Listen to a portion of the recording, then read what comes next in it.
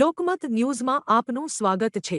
વડોદરા જિલ્લાની સહકારી ક્ષેત્રની અગ્રણી સંસ્થા બરોડા ડેરીની ચૂંટણી આગામી 18 માર્ચે યોજાનાર છે। હાલ ઉમેદવારી પત્રો ભરવાની પ્રક્રિયા ચાલી રહી છે। આજરોજ ભાજપ પ્રેરિત પેનલના 13 ઉમેદવારોએ સેન્સ પ્રક્રિયા પહેલા જ પોતાની ઉમેદવારી નોંધાવી દીધી। બોર્ડના chairman Dinesh Patel, vice chairman G B Solanki અને છોટાઉદેપુર બેઠકના સંગ્રામ રાઠવા સહિતના આગેવાનો મેદાનમાં ઉતર્યા છે। ચૂંટણી પૂર્વે પાદરા સ્થિત પાર્ટી પ્લોટ ખાતે દિનુમામાએ ભવ્ય શક્તિ પ્રદર્શન કર્યું। મોટી સંખ્યામાં સભાસદો, મતદારો અને સમર્થકો હાજર રહ્યા હતા। ઉમેદવારી ફોર્મ ભર્યા બાદ દિનુમામાએ જાહેર કર્યું કે આ તેમની છેલ્લી ડેરી ચૂંટણી છે। વિધાનસભા નહીં લડું, પરંતુ મરતે દમ સુધી પાદરા તાલુકાની સેવા કરતો રહીશ, એવી ભાવુક વાત તેમણે કરી। મીણબત્તી અથવા ટોર્ચ નિશાનની માંગ સાથે તેમણે કહ્યું, તાલુકામાં અંધારું ના થાય। સભામાં સમર્થકોમાં ઉત્સાહનો માહોલ જોવા મળ્યો હતો।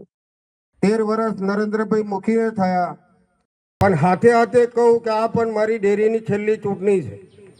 આ ચૂંટણીમાં કોઈ રહી ના જાય મારી ગાડીમાં બેસવામાં, એ આશા અને અપેક્ષા રાખું છું। આ છેલ્લી ચૂંટણી છે મારી ડેરીની। વિધાનસભા નહીં લડવાનું એવું જાહેરમાં કહેતો આવ્યો છું ને આજે કહું છું, પણ જમા ઉધાર તો જે મારી હાથે કરે છે અને વ્યાજ હાથે જમા ઉધાર કરવાની આવડત છે, અને એમાં આપ સૌ જ્યારે સહયોગ આપતા હોય ત્યારે હું પણ આપણો જેટલો ઋણીને આભારી છું।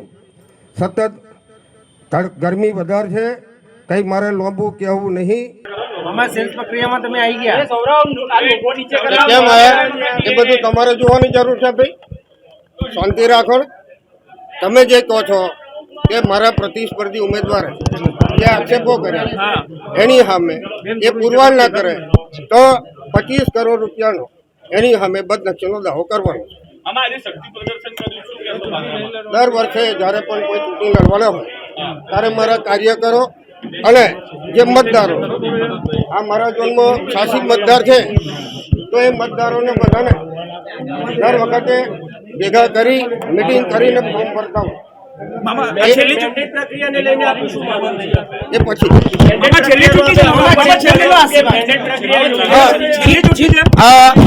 બરોડા ડેરીની મારી છેલ્લી ચૂંટણી છે। વિધાનસભા પણ પાદરામાં લડવાનો નથી, એ મેં જાહેરાત કરી છે, સાચી છે।